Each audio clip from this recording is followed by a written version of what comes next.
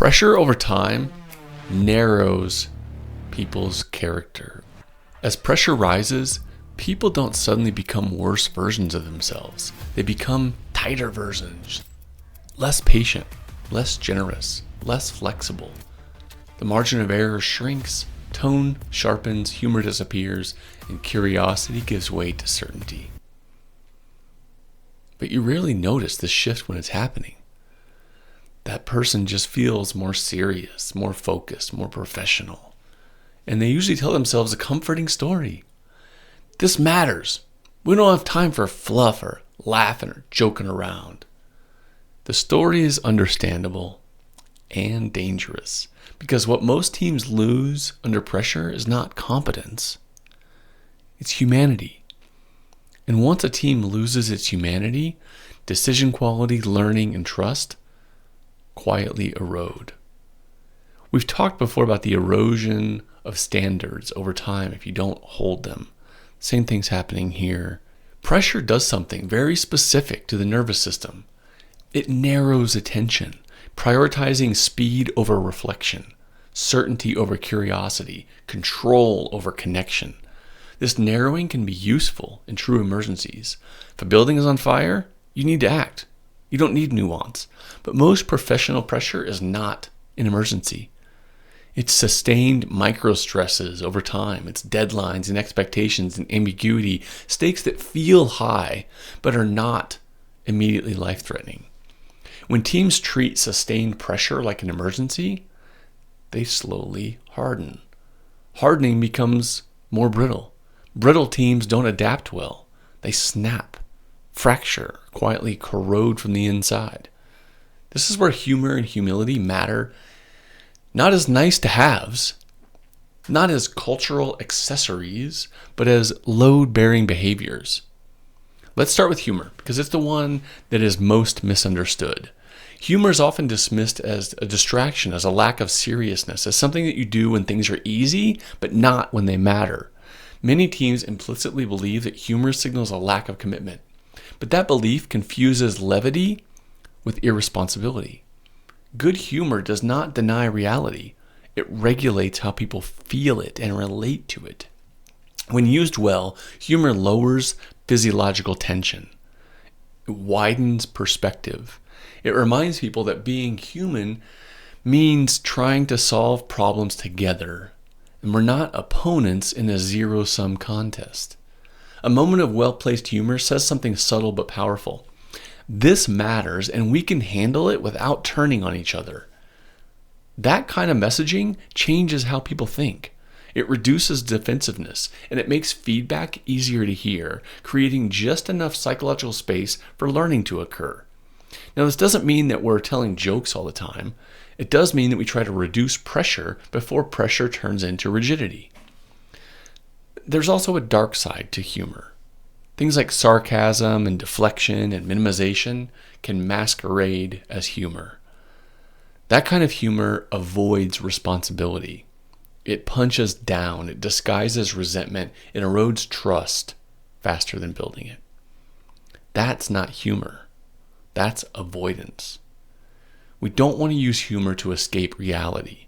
We want to use it to stay engaged without becoming brittle. So laugh after naming the hard truth, not instead of naming it. Now let's talk about humility, because humility is what keeps humor from becoming reckless. Humility is one of the most misunderstood concepts in leadership and teamwork. It gets confused with self-depreciation, shrinking, and a lack of confidence. None of those are humility. And when we talk about abandoning your ego, it doesn't mean you get rid of the self. It's about creating an accurate self-assessment.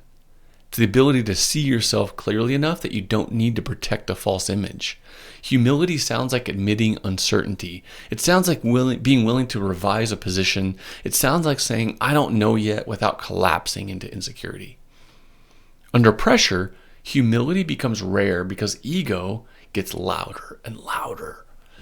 When stakes rise, people defend ideas more aggressively. They defend their title. They personalize feedback. They harden their position.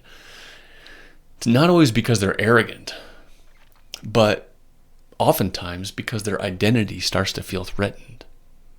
Humility can interrupt that spiral. It separates the idea from the person, the mistake from the identity, the outcome from the self-worth. That separation is what keeps learning alive, even when pressure's high. Now when we're talking about teams, humor and humility are not personality traits.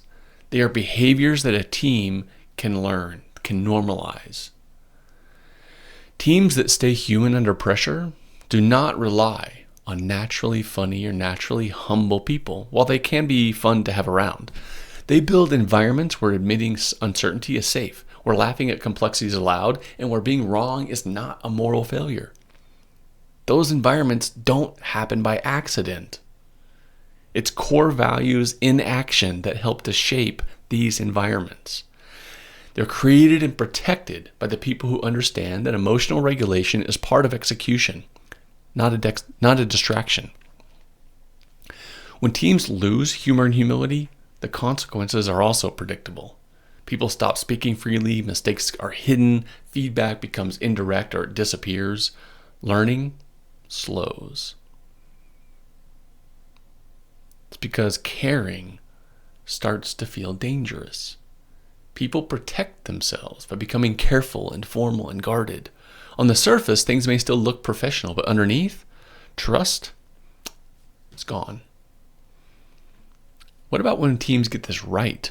Well, it looks like the ability to acknowledge absurdity without dismissing responsibility, to laugh briefly at how messy a situation is, and then return to work with more clarity. It looks like someone owning a mistake calmly, without theatrics, and moving on to the next adjustment. There's no shame spiral, no defensiveness, just the correction and clarity. The behaviors are subtle. They don't show up on performance dashboards, but they can determine whether a team can endure pressure without turning inward. The practice here is not complicated, but it will require your attention. When pressure spikes, pause and ask, what would help the team stay human in this moment? Sometimes the naming of the uncertainty instead of pretending it's confidence. Sometimes it's acknowledging tension instead of ignoring it. Sometimes it's a brief laugh that releases pressure without dismissing the seriousness of the day. You're stabilizing execution. You're thinking better, adapting faster, recovering more quickly. As we start to close this series this month, this principle matters more than it might appear, because all the previous weeks built capacity, and this week is testing ownership, personal ownership. This principle ensures that you're not turning into rigidity, that you're keeping yourself away from burnout, that you abandon your ego in the appropriate way. It's time to not just take responsibility, but take responsibility without losing yourself. That is the new standard.